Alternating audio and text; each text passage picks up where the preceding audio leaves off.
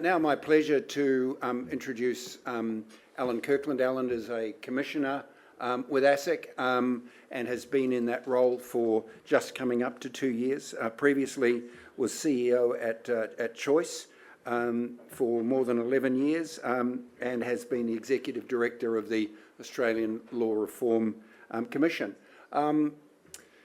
Alan's intimately involved in this, in our part of the retail, of the financial services market. And as many of you will have seen in ASIC's corporate plan for 2025-26, they announced that they would be undertaking a review of of those who recommend or offer managed accounts. And I thought it very appropriate to invite Commissioner Kirkland to speak to us today about their view of managed accounts and what that review might be. So he'll speak for a few minutes, and then he and I will engage in a bit of Q&A, and then we will leave time at the end for questions from the floor. So thanks very much. Please welcome Commissioner Kirkland. Thanks, Toby. Thanks, everyone. It's great to be here. I'm conscious I'm at the end of what's been a long and busy morning stretching into afternoon, so I'll try and be brief. I'd like to begin by acknowledging the traditional owners, the Gadigal people of the Eora Nation, and by paying my respect to their ongoing connection to and custodianship of the lands on which we're meeting, and I extend that respect to any Aboriginal or Torres Strait Islander people here today. Today I want to speak briefly about consumer outcomes because at ASIC the financial wellbeing of Australians is core to what we do, and we pursue that in a range of ways. We licence and monitor financial services to ensure integrity and professional standards. We hold companies and businesses to account, ensuring that they operate honestly and fairly.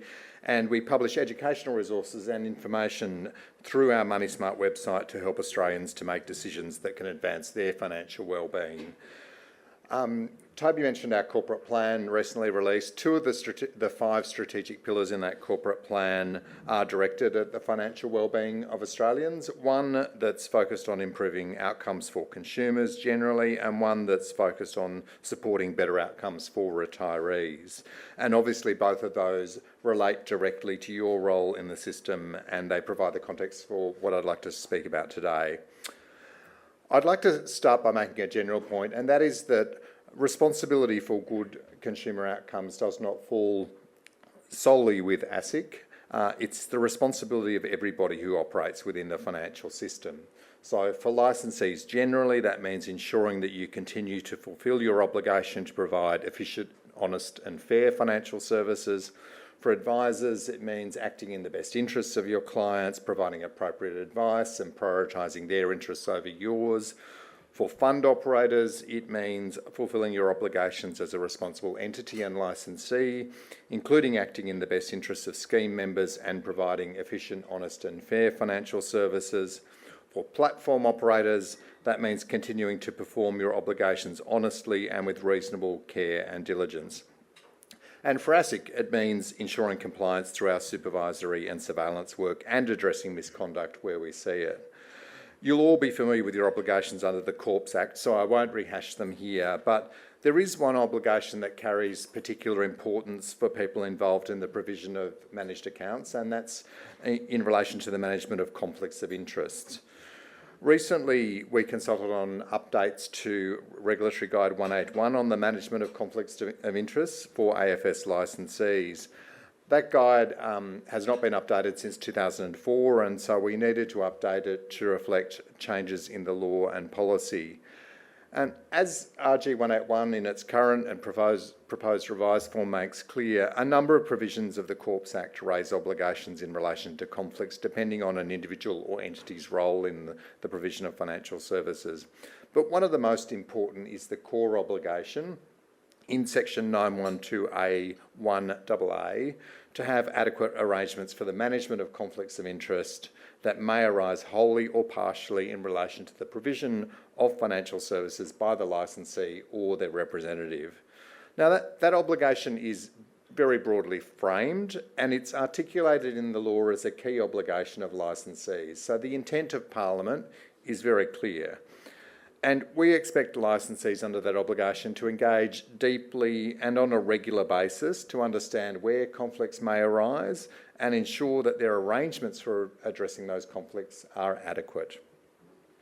The proposed changes to RG 181 have been informed by observations from our surveillance and enforcement work in recent years, and they aim to better articulate how the law applies, including its scope and operation with other related obligations, the types of conflicts that you need to identify and manage in order to meet your obligations, the need to have robust and tailored arrangements that are adequate to manage those conflicts, and how you can effectively manage conflicts.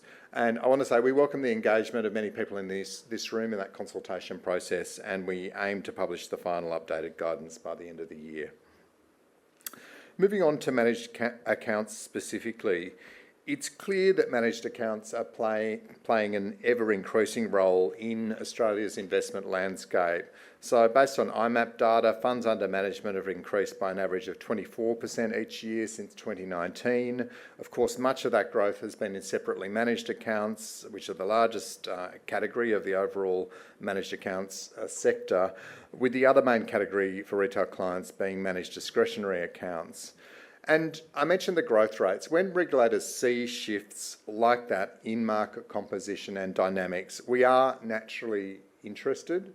We are interested in what's driving those changes, what the impacts are, how different incentives might influence those changes, and most importantly, what they mean for consumers.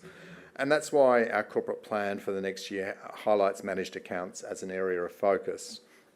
It has been a number of years since ASIC took a detailed look at this area, and given the growth and potential risks we are seeing, we consider a review is both warranted and timely. Our focus will be on licensees and advisors who recommend or offer managed accounts to retail clients. We'll examine how licensees are managing compliance with their general obligations, which are at their core require industry participants to act efficiently, honestly and fairly. We'll examine how financial advisors, when they recommend managed accounts, comply with their obligations to act in the best interests of their clients and provide appropriate advice. And we'll be examining what conflicts of interest may be present and how these conflicts are addressed by advisors and licensees. Managed accounts can be very attractive for licensees at all parts of the product manufacturing and distribution value chain. So we'll be looking at what conflicts may arise, what challenges they may present and how they're being managed. Planning and scoping for that surveillance work is currently underway. And some of you have been involved in that, and I thank you for your involvement to date. Turning now from our surveillance work to our enforcement work. At ASIC, of course, addressing misconduct and holding wrongdoers to account is a major part of our work. This year, we've banned 16 financial advisors and 40 responsible managers, brokers or investment managers for non-compliance with their obligations. We recognise that the overall majority of financial services are doing the right things by their clients, but we also recognise, like you, that the behaviour of a small number of bad actors can cause significant harm to consumers and threaten the reputation of an entire industry. And while we can never eliminate all bad actors, we need to work together to minimise the impact of misconduct, and we all have a role to play in that. Licensees, it's your responsibility to ensure that advisors are acting in the best interests of clients and that you have adequate monitoring and supervision arrangements to detect concerning conduct. Advisors, you're in a unique position to recognise where somebody has been the victim of poor advice from somebody else. Individually and in cooperation with your peers, you must uphold and promote the ethical standards of the profession and hold each other accountable for the protection of the public interest. Where you detect concerning conduct, we encourage you to report it to ASIC. At ASIC, we continue to crack down on misconduct because we are all too aware of the significant harm that it can cause. Just look at the devastating fallout from the Shield and First Guardian failures, where best interest duties and conflict of interest obligations appear to have been blatantly disregarded.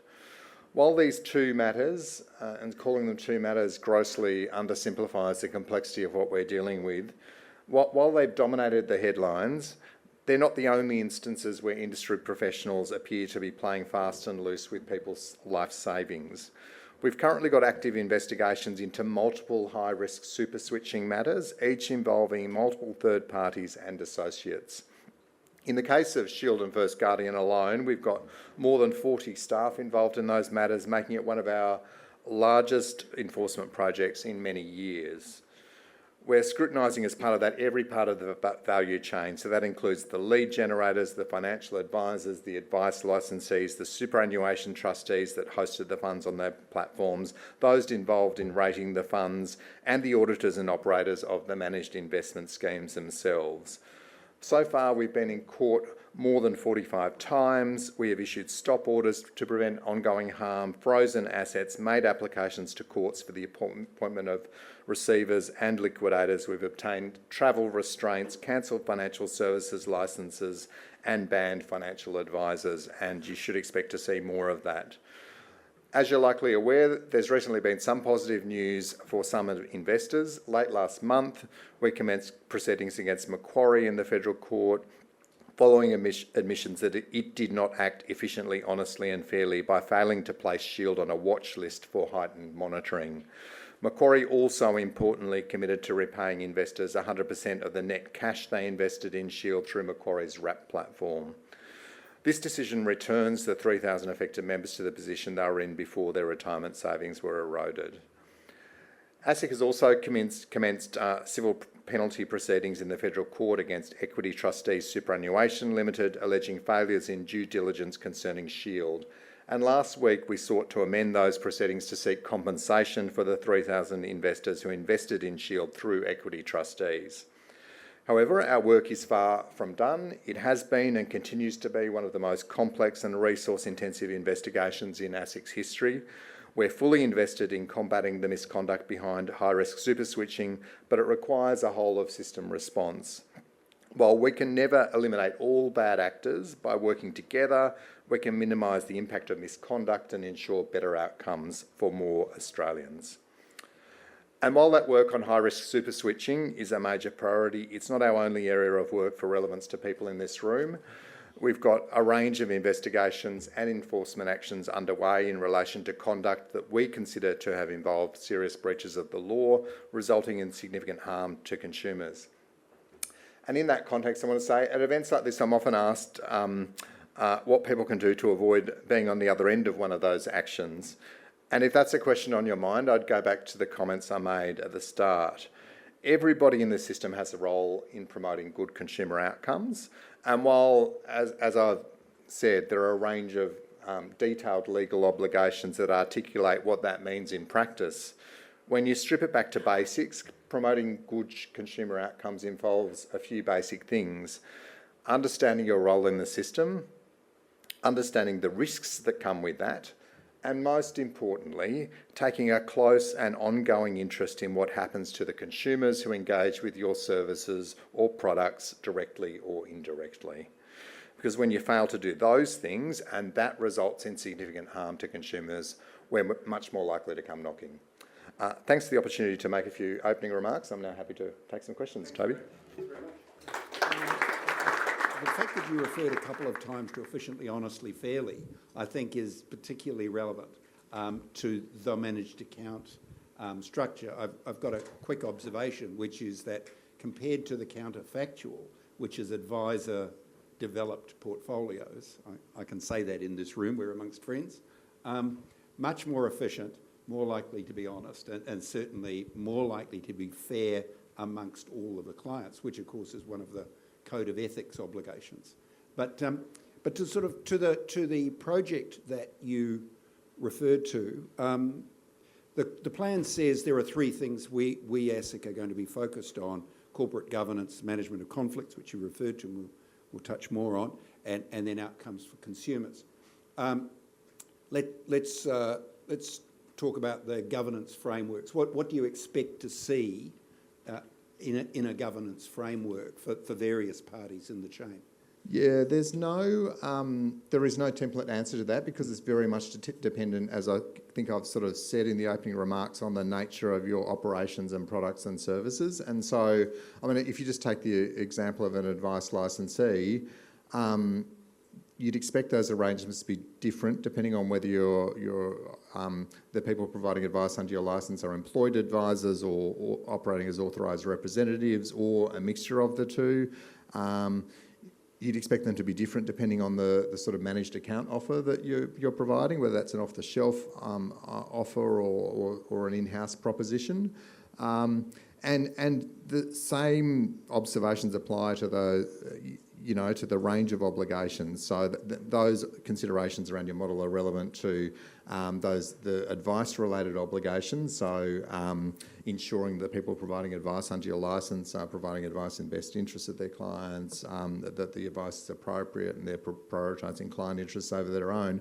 But they also go to what efficiently, honestly, fairly means, and some of those other obligations, like the obligation to manage around having appropriate approach to risk management. So I say that in the context where I know there are lots of firms that provide toolkits and templates that are intended to help you comply with your AFSL obligations, and they can be helpful, but ultimately there's no guarantee that they will satisfy us that you're complying with those obligations, because it is very much a matter of you, based on your role in the system, applying independent thought to the particular nature of your operations, the risks and considerations that are thrown up by your role, and then what that means for your licence obligations. Yeah. Okay. Well, let's move on to the conflict of interest. I mean, you mentioned that ASIC issued a draft RG 181, the management of conflict of interest, with a month's a consultation period. I did think it was. I was surprised how little coverage it got for a start, and I also thought it might have had a longer consultation period. We put in a submission, but I thought more might have been done to sort of bring it to sort of public awareness, because it is just a fundamental piece of regulation. Yeah, I'm really happy to take that on board, because I think we thought it might have got a bit more attention as well. Yeah. Certainly happy to take, for future projects, the timeframe comment on board, because we are... just as we're dealing with like a huge volume of regulatory guidance that we put out, and some of it is aged. I mentioned that one hasn't been updated since 2004. So we're constantly trying to work out how do we prioritise those for updates, and then we're also conscious then of the burden on industry groups in responding to those consultations. So getting the timing right and the working out which ones to go out on and in what sequence is really important for us. So thinking specifically about the managed account area, what are the conflicts that, in your mind, are going to be, sort of front and centre when you approach this project? Oh, look, I think we're going into this project with a really open mind. As I said, it's in a context where we haven't had a close look at what's happening in managed accounts specifically for some time. So as a starting point, we really want to understand, what's the state of play? Like, what are some of the different propositions in the market? How do they differ? I think we want to understand, to the extent that there should be efficiencies from offering managed accounts as opposed to advising on individual client portfolios, how are those efficiencies being realised and who is capturing the value from those efficiencies? We want to understand the relationships between the different players, so advisors, licensees, product issuers, the people and bodies making investment decisions.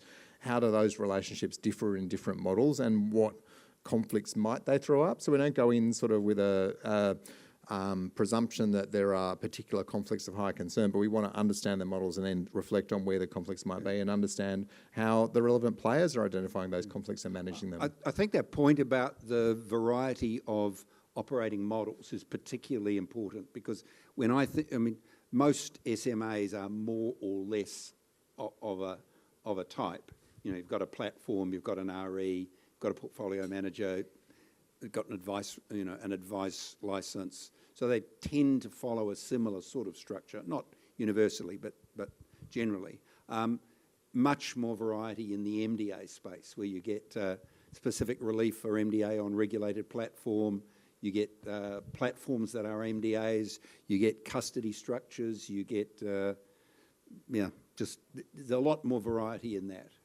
Look, we're conscious of that, but even in the SMA space, I mean, I think in other areas of our work, you sometimes start looking at a sector or subsector and the initial view will be, oh, it's relatively homogenous, but the more you dig, the more you find differences. And sometimes those differences can be quite significant, just in terms of the issues they throw up, and particularly around that issue of conflicts. And I think one of the things we'll be keen to understand is what are the fee and revenue structures and flows, like who is capturing value in the value chain, and what impact does that have on the ultimate outcomes for the clients? Yes. So well, let's talk about outcomes for consumers, or we call them clients or investors, but outcomes for consumers. Throwback to your choice days. So outcomes for consumers, outcomes for investors, compared to what? Yeah, I mean, it is. It's a really good question. It's a challenging one we have to grapple with in a lot of our surveillance work. I would say, and it typically comes up when we request a sample of client files and review them for compliance with those key obligations I've talked about. And that's something we may or may not do as part of this project. We're still settling the detail of the methodology. But I think one thing we don't do is try to review investment decisions with the benefit of hindsight. We're very clear in our regulatory guide that that's not something we seek to do, to sort of say, well, that product performed badly, so that means it was necessarily bad advice, and draw conclusions about the outcomes because of that. Where we're much more interested is where there are clear signals around client detriment, and you'll see that that's a term that we use in some of our surveillance reports, and we explain what that means. And so some examples would be where the recommendations don't appear to be aligned with the relevant circumstances of the client, and to get more tangible, where there are product switching recommendations with significant negative tax implications for the client and they don't appear to have been adequately considered, or where there are significant upfront and or ongoing fees as a result of product switch recommendations that don't appear to have been adequately considered. So it's much easier for us to, and fairer I would say, for us to assess in those projects consumer outcomes through a sort of negative lens where there are clear markers around some of those forms of detriment in the information on the file. Can I suggest that one of the subtleties that might be overlooked in that process, in thinking about those three instances you've just cited, or three considerations you've just cited. I mean, managed accounts are essentially a process-driven recommendation, and the counterfactual in a lot of cases is, I'm an advisor, my licensee has given me an approved product list. That approved product list might come with a model portfolio, or I might have my own views as to what a model, as to what a portfolio might look like. So there may be no financial considerations at all, no money changing hands, so to speak, between the two processes. But one produces a scenario where the client's portfolio is subject to continuous review and monitoring by someone we assume is appropriately equipped to do that. The other is, here's 10 funds, see you in a year, hope it goes well.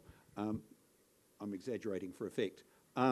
So we're actually considering the sort of counterfactual of process, not necessarily the counterfactual of cost or self-interest. Yeah, and that is obviously a much harder thing for us to assess, like the actual outcomes from that. So, but I mean, there's a reason we look at costs, because it is key to the ultimate financial outcomes for people. It's very tangible, and we think it is a fair reference point. Sure. So yeah, there's a reason why it's always important in our work. Yeah.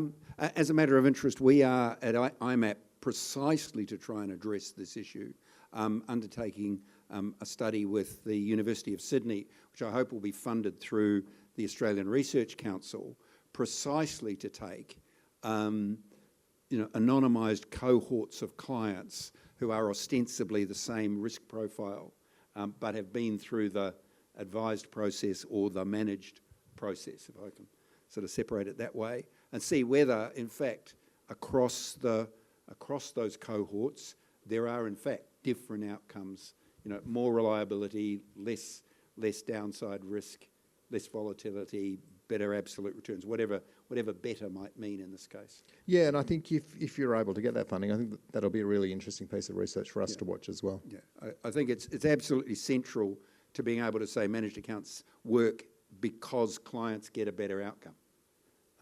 Are there questions from the floor for the Commissioner? We've got a couple of roving mics. Stephen's got one up there. Yeah, Jenny, yeah. Perhaps in this context, if you say who you are and the organisation that you represent, we're not normally that formal. I know many faces in the room, but yes, that is handy, thanks. Hi, thanks, Alan. I'm a compliance specialist, and I also sit on the IMAP Regulatory Committee. And I suppose in this context, with the surveillance that's going to operate, there will be some members in the room who've gone through that process, and there will probably be a number that haven't, and so it can be a bit daunting. How are you, and I accept that you said the scoping paper is still there, but have you got a target in the industry that you're looking at, and sort of looking at whether it's the managed account providers or whether it's the advisors? You've talked a lot about the advice process, whereas there's a bit of a mixed group in this room. Can you give us a bit of insight as to what that's looking like at the moment? Yeah, it's a bit too early to say, although we're having some early engagement with a few key licensees just to sort of, in a way, test our thinking and pilot the approaches to data that we want to gather. So this is something we typically do because before we reach the stage of settling the overall methodology and the sample that we want to include and start issuing legal notices for a provision of information, we want to check that is pragmatic and likely to be useful to us. So that's the stage we're at, is just having some initial engagement with a few licensees, and then soon we'll be settling the methodology in more detail and reaching out to those that we want to include. Okay. And timing. So we've got the 25-26 window, which is rapidly closing. And also we've got the MDA instrument, which is due to roll, and the reg guide as well. So is that sort of being taken in context with this scoping paper, so that the outcomes can also be rolled into that regulation? Yeah, so I think in reality this is a fairly big project, so it's going to take us some time. So I can't say at this stage whether we'd have a report out by the time that instrument expires, but I think in reality we're going to need to start the consultation process on renewing that instrument earlier. And so what we'll be doing is then, as we're starting to land observations as a result of this surveillance that are relevant to the instrument, we'll bring them into that thinking. But the process will effectively move in parallel, I guess is what I'm saying. We haven't got enough time to sort of do it sequentially. Yeah. We within IMAP, we do actually have a working group of those who are particularly interested in the fact that the MDA instrument is going to be rolled, and engaging with ASIC. With lots of helpful suggestions.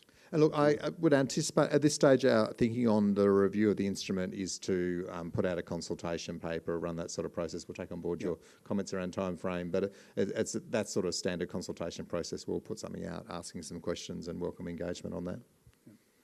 Are there other questions for the Commissioner? Tim. Hi, Tim Farrelly, Delta Portfolios, Asset Consulting. So sit on a lot of investment committees. The observation, which is picking up on Toby's point, is I've been doing this for 25 years. The quality of decision making when people get around on a committee doing managed account is vastly better than the old way. Vastly better. And my kind of plea is, as you get through this, because it's a big, fast-growing area, please don't make it harder for people to do things right than do it the old way. In other words, make sure whatever comes through doesn't say, well, geez, it's just easier doing it the old way.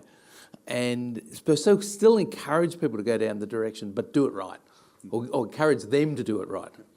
Look, I mean, I don't think we'll do either of those things in a sense. I think we're agnostic to the models that people want to offer. So we just look at sort of compliance with the law. But I think what I would imagine us doing when we get to the stage of completing this surveillance and issuing a report is, and ideally we would have found examples of good practices, it's possible we'll find some that are of concern to us, but what we try and lay out is that spectrum. So as we, work our way through themes in those reports, we'll typically say, here are some things that we saw as, here's the obligation, here are some practices that raise concerns for us, and here's some examples that we thought were examples of better practice.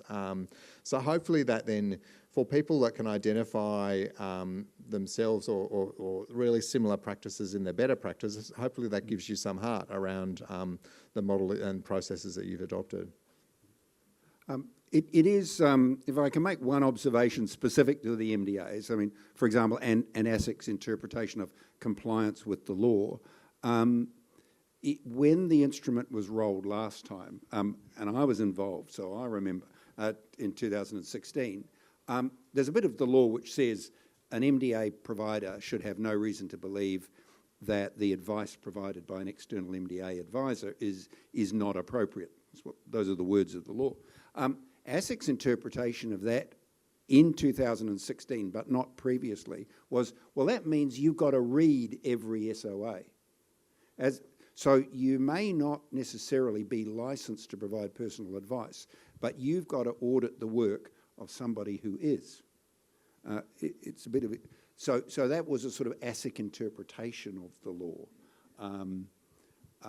in a way which just added, a couple of $100 of cost for every client. So to Tim's exact point, we've got to be careful that we don't end up with a sort of regulatory overlay that makes it more difficult to do the right thing.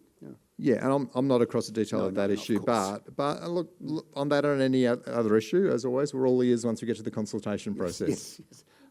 Other questions, please. Carl, Carl de Cruz, advisor.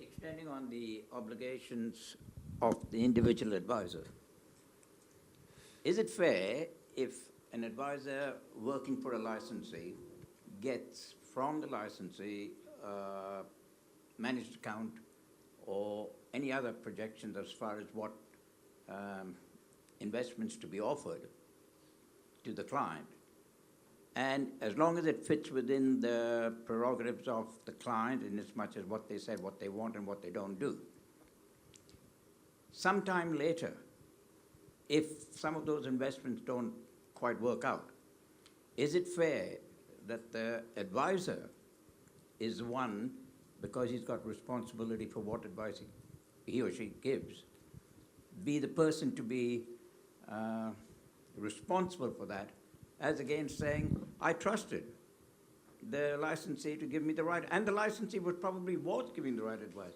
but circumstances in between may have come in. I mean, unusual circumstances like whatever, GFCs and whatever. Is it right to be holding the advisor responsible in a situation like that? Well, I mean, the law's clear that the advisor has individual responsibilities, but I mean, just to respond to some of the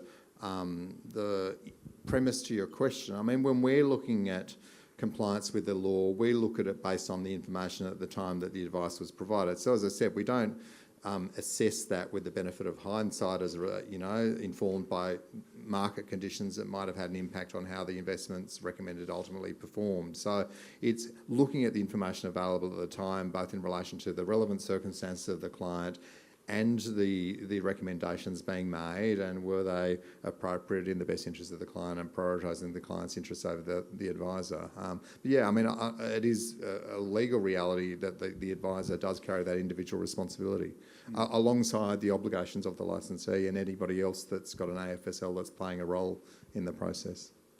Other questions? Yes, just there, Jenny. Lucy.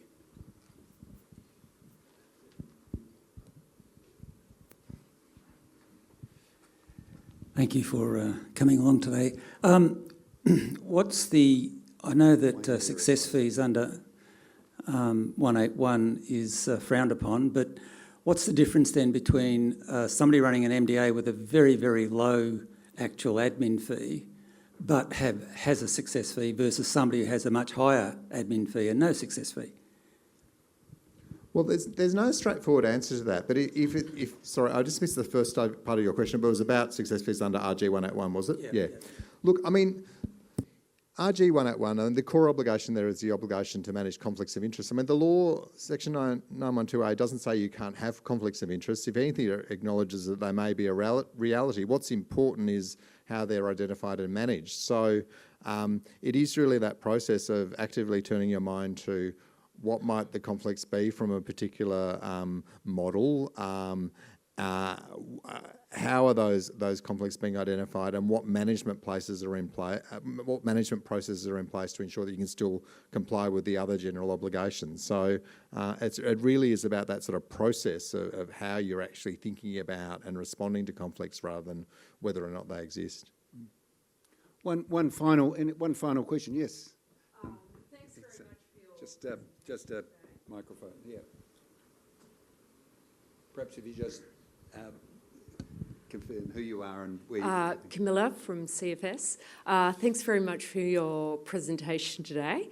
With regards to conflicts, just wondering if you had any thoughts or insights that you could share with regards to managed accounts, specifically as one of their underlying holdings, having an in-house managed fund?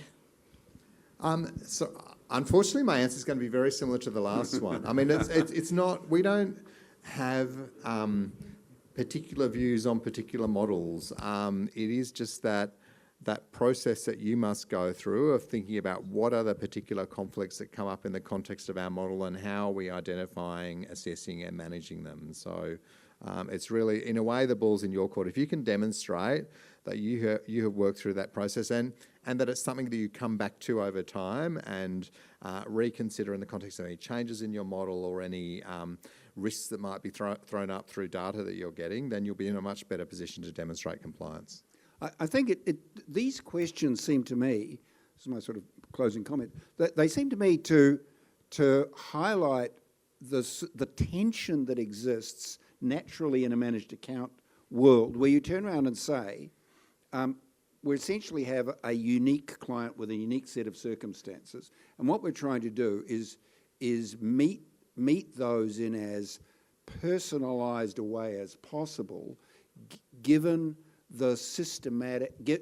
our obligations to behave in a systematic, process-managed way. And so what we're trying to do is tie together, uniqueness at the client level, with a really pretty unwieldy institutional framework of platforms, fund managers, portfolio managers, and so enable everybody to do the thing they set out, the thing they are uniquely equipped to do that in an efficient, honest and fair way, all the way down the chain. And so to translate sort of what starts off as being very generalised views of markets and securities, translate that into something which is unique to a client and do that in a way which reflects a particular investment philosophy or orientation.